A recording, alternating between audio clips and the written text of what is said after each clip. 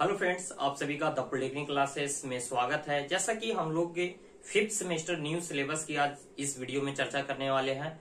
मैं इसलिए आप लोगों को कह रहा हूं कि टाइम से अगर आप जुड़ जाते हैं द पॉलिटेक्निक क्लासेस के साथ स्पेशल फॉर इलेक्ट्रॉनिक्स इंजीनियरिंग के लिए, तो आपको बहुत ही अच्छी क्वालिटी मिल सकती है। जैसा कि आप लोग को पता होगा कि नया बैच जो है 3rd सेमेस्टर और 5th semester special for electronics engineering के लिए 15 नवंबर से स्टार्ट होने वाला है।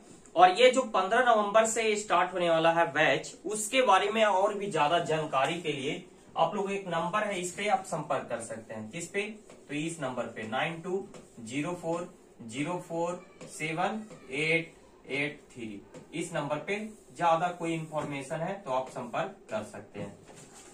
देखिए, मैं एक बात जानता हूं और वही बात आपको बार बार दोहराता हूं, इसलिए क्योंकि प्रैक्टिस ही आपको एक अच्छे काबिल बनाती है। जैसे मैं एक बात जानता हूं कि जो कुछ भी पढ़ रहे हैं वही आपकी पूंजी है और मेहनत सफलता की कुंजी है। और वो जो मेहनत है ना, एक दिन के मेहनत से कोई भी महान नहीं बना है। अगर आपको अच्छा करना है, कुछ करना है जीवन में, तो आपको रेगुलर टाइम टू टाइम मेहनत करना पड़ेगा।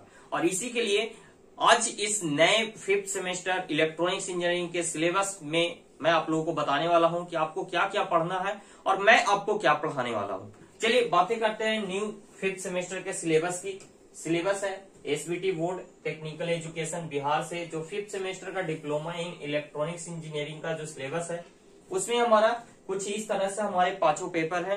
पहला है एम्बेडेड सिस्टम, दूसरा है मोबाइल एंड वायरलेस कम्युनिकेशन, तीसरा इंडस्ट्रियल ऑटोमेशन और 4th में है माइक्रोवेव एंड रडार। और ये जो 5th है वो क्या है? इलेक्टिव पेपर है। इलेक्टिव पेपर में बहुत सारे पेपर है, जैसा कि आप देख रहे हैं, इंटरनेट थिंग्स है, फिर है रिन्यूएबल एनर्जी टेक्नोलॉजी है, ड्रोन टेक्नोलॉजी है, 3D प्रिंट एंड डिजाइनिंग है, रोबोटिक्स है, फिर आपका इलेक्ट्रिक व्हीकल है, इंडस्ट्रियल ऑटोमेशन है। ये सारे इलेक्टिव पेपर है। तो ये तो कॉलेज डिसाइड करेगा कि कौन सा इलेक्टिव पेपर आपको चूज करना है। ठीक है, मैं बातें करने वाला हूं इन सारे पेपर में से जो मैं पढ़ाने वाला हूं। तो मैं आप लोग को पढ़ाने वाला हूं मोबाइल एंड वायरलेस कम्युनिकेशन। जैसा कि आप लोग जानते हैं कि अभिषेक सर कम्युनिकेशन सिस्टम के लिए ज्यादातर ध्यान देते हैं। तो जी हाँ, मेरा मन इधर ही लगता है, रडार, माइक्रोवेव और मोबाइल कम्युनिकेशन, वायरलेस कम्युनिकेशन।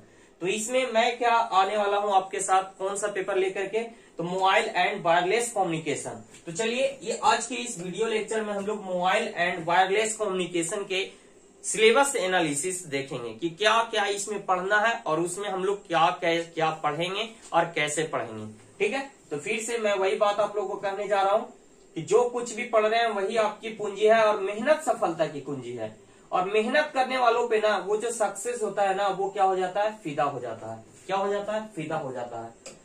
तो मेहनत करिए और अपने को, अपने जीवन के हर एक कठिनाइयों को सरल तरीके में बदलिए। तो चलिए, इन बड़े से पार्ट जो है हमारा मोबाइल कम्युनिकेशन जो है, मोबाइल एंड वायरलेस कम्युनिकेशन, इसका जो ये लार्ज है, इसमें क्या क्या आपको पढ़ना है, कैसे पढ़ना है, इसके बारे में हम लोग जानते हैं। देखिए, आपने अपने दैनिक जीवन में देखा होगा, कम्युनिकेशन का एक बहुत ही अच्छा जो कह सकते हैं इंस्ट्रूमेंट है, वो क्या? हमारा मोबाइल, जिसको आप ऑलरेडी, हमें लगता है कि 24 घंटा आप उसको अपने साथ रखते हैं। अपने मोबाइल को अपने साथ 24 घंटा रखते हैं। क्यों रखते हैं सर? तो क्योंकि इस मोबाइल, छोटे से स्मार्टफोन की मदद से आप ऑल ओवर दुनिया के साथ कनेक्ट हो पाते हो। इंटरनेट के थ्रू भी, कॉलिंग के थ्रू भी, वीडियो कॉलिंग के थ्रू भी। ये सारी सिस्टम जो है ना, वो कम्युनिकेशन का ऑल टू ऑल, चाहे वो मेल हो, व्हाट्सएप हो, टेलीग्राम हो, इंस्टाग्राम हो, फेसबुक हो, ये सारे कम्युनिकेशंस के जरिए हैं। सोशल नेटवर्किंग का जाल बिछा हुआ है और उन जाल को से कनेक्ट करने का काम और सारे मैसेज को, इंफॉर्मेशन को रिसीव और सेंड करने का काम आपका क्या करता है? मोबाइल करता है। और मोबाइल जो है, उसमें किसी तरह का भी कनेक्शन नहीं किया हुआ है, किसी तरह का उसमें वायर नहीं कनेक्ट हुआ है। क्यों है? तो वो वायरलेस है। तो वही है आपका ये जो फर्स्ट लाइन लिखा हुआ है, मोबाइल एंड वायरलेस कम्युनिकेशन। इसका मतलब आप लोगों को आप समझ में आ गया होगा। मोबाइल क्या है? मोबाइल है ऐसा यंत्र है कम्युनिकेशन का जो कि इजी वे में आप कहीं पे भी इसको आसानी से ला ले जा सकते हैं, मतलब कि पोर्टेबल है और ये हैंड हेल्ड डिवाइस है। और इसमें क्या है, विदाउट वायर के आप किसी भी तरह के कम्युनिकेशन प्रोसेस को कंप्लीट कर पाते हैं, चाहे वो ऑनलाइन पेमेंट का ट्रांजैक्शन करना हो या फिर ऑनलाइन मीटिंग में आपको हिस्सा लेना हो, ऑनलाइन पढ़ाई करना हो, समझ रहे हैं ना, ऑनलाइन किसी से चैटिंग करना हो, ऑनलाइन किसी से बातें करना हो, मतलब सारी की सारी चीजें आपको मोबाइल के थ्रू कंप्लीट आपको दिलाती है। क्या? तो वायरलेस कम्युनिकेशन का एक बहुत ही बेहतरीन जरिया है।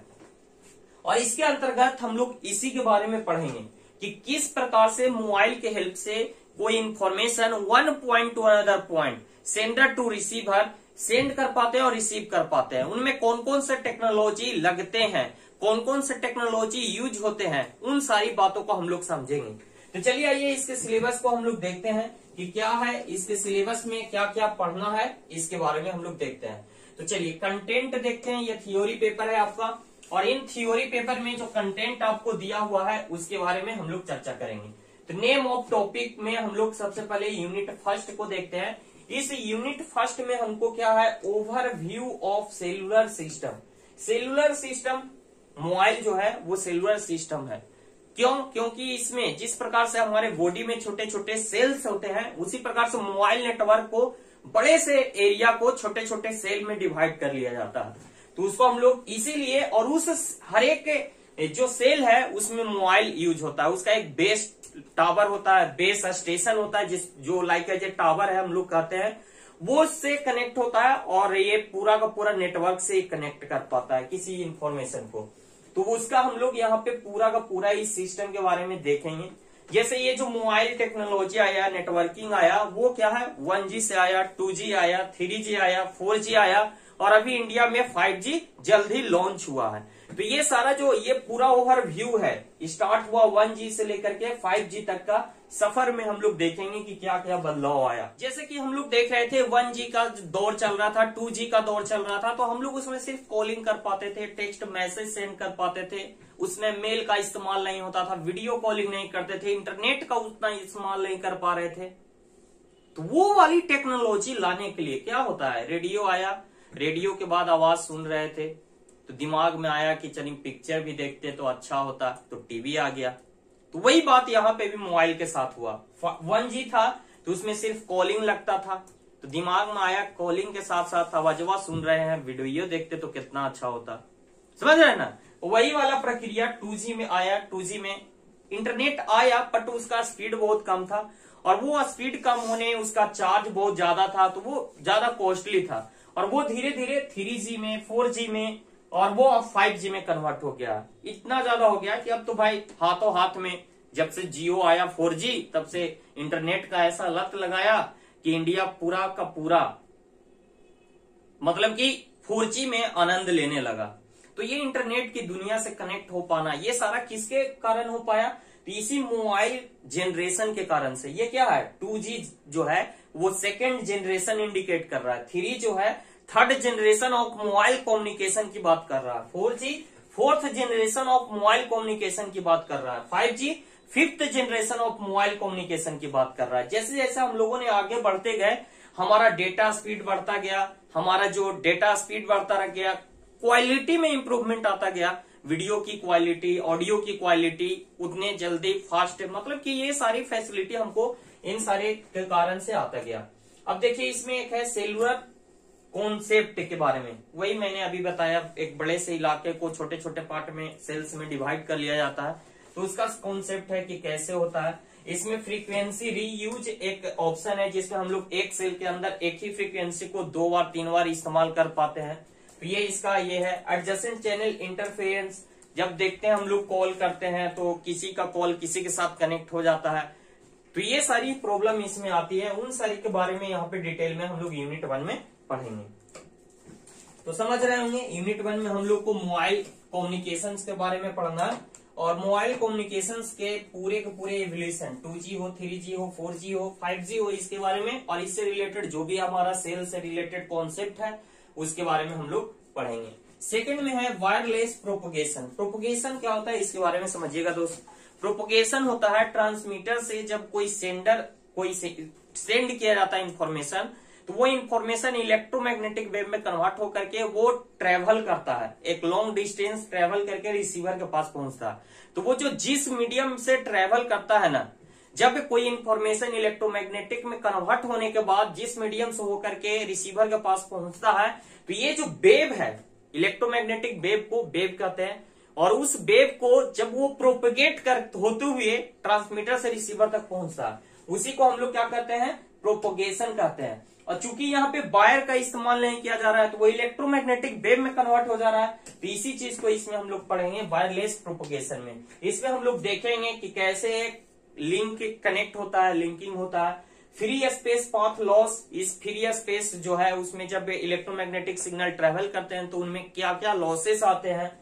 नॉइज फिगर रिसीवर का, जो रिसीवर रिसीव करता है तो उसमें नॉइज होता है, उन सारे नॉइज फिगर को कैसे कैलकुलेट करते हैं। फेडिंग इफेक्ट क्या होता है, शेडिंग इफेक्ट, फेडिंग मार्जिन और शेडिंग मार्जिन क्या होता है, इन सारी चीजों के बारे में हम लोग वायरलेस प्रोपोगेशन में पढ़ने वाले हैं। इट मीन्स ओवरऑल मैं ये कहना चाहता हूं कि वायरलेस कैसे किसी सिग्नल को हम ट्रांसमिट और रिसीव करते हैं, इस दौरान जो जो घटना घटती है उसके साथ, लॉसेस का, उसमें नॉइज अटैच होता है, जो रिसीवर पे उसको कनेक्ट करने में, रिसीव करने में जो फेडिंग इफेक्ट पड़ता है, उन सारी चीजों को यहाँ पे हम लोग डिटेल में जानेंगे, क्या क्या प्रॉब्लम आता है, क्रिएट होता है। उसके बाद यूनिट 3 की बात करें तो यूनिट 3 में हमारा क्या है, antenna diversity, wireless channel capacity और मिमो। ये जो है एंटीना के बारे में मैंने अभी अभी बताया, एक ट्रांसमीटर होता है, एक रिसीवर होता है। ये ट्रांसमीटर होता है और ये रिसीवर होता है, जहां से सिग्नल को हम सेंड करते हैं और जहां ये रिसीवर क्या करता है, रिसीव करता है। तो इसमें भी एंटीना इस्तेमाल होता है और इसमें भी एंटीना, घर पे जिससे हम सिग्नल को ट्रांसमिट करने का काम करते हैं, यहाँ पे रिसीव करने का। तो उस एंटीना में क्या क्या होता है, कैसे होता है, माइक्रोवेव फ्रीक्वेंसी पे ये हमारा मोबाइल कम्युनिकेशन बात काम करता है। तो स्पेस वेव प्रोपोगेशन में क्या कौन कौन से ये मोबाइल कम्युनिकेशन में एंटीना इस्तेमाल होते हैं। एंटीना, एक ही एंटीना को ट्रांसमिटिंग के दौरान, रिसीविंग के दौरान कैसे इस्तेमाल किया जाता है, उन सारे बारे में यहाँ पे हम लोग को पढ़ना है। वायरलेस चैनल कैपेसिटी, इस चैनल की कैपेसिटी कितनी है, कितनी अमाउंट में यहाँ से डेटा को सेंड कर सकता है, वो हमको इसमें पढ़ना है। उसके बाद यूनिट 4 की बातें करें, overview of CDMA, code division multiplexing access, ये पढ़ना है। समझ रहे ना, ये LTE जो कि हमारा 4G में होना बहुत ही आवश्यक है। जब तक ये LTE नहीं होगा, 4G कनेक्शन से कनेक्ट नहीं हो पाएगा। तो ये सारे ओवरव्यू, इन सभी के बारे में शॉर्ट नोट्स में ये सारी चीजें आपको पूछे जाते हैं एग्जाम पॉइंट ऑफ व्यू से। अब आप कहिएगा कि सर इसमें तो इतना कम है, देखने में लग रहा है बाबू कम है, लेकिन इसमें बहुत कुछ है जो कि आपको बताया जाएगा। इंपॉर्टेंट चीजें हैं मोबाइल कम्युनिकेशंस की, सेलुलर मोबाइल कम्युनिकेशंस की बहुत इंपॉर्टेंट चीजें हैं। तो ये सारी चीजें आपको गहन अध्ययन के साथ बताया जाएगा। जैसा कि आप लोग जानते हैं, द पॉलिटेक्निक क्लासेस की एक खासियत है, यहाँ पे पढ़ाया वही जाता है जो एग्जाम में आता है। और जैसा कि अभी अभी आप लोग 4th सेमेस्टर का एग्जाम दिए हैं, तो आप लोग को पता चल ही गया होगा कि सिलेबस भी यहाँ पे टाइम टू टाइम कंप्लीट कराया जाता है। उसके बाद रिवीजन क्लास भी कराया जाता है, उसके बाद एग्जाम के पहले एग्जाम भी कराया जाता है और उसका VVI क्वेश्चंस आपको दिया जाता है, साथ में वीकली टेस्ट जो कि ऑब्जेक्टिव पॉइंट ऑफ व्यू के लिए आपके बहुत इंपॉर्टेंट कारगर साबित होती है। तो ये सारी फैसिलिटी आपको यहाँ पे मिलने वाली है, लाइव सॉल्यूशन मिलने वाला है। किसी भी तरह का डाउट हो तो उसका लाइव आपको सॉल्यूशन मिलेगा। तो ये सारी फैसिलिटी आपके पास यहाँ पे उपलब्ध है।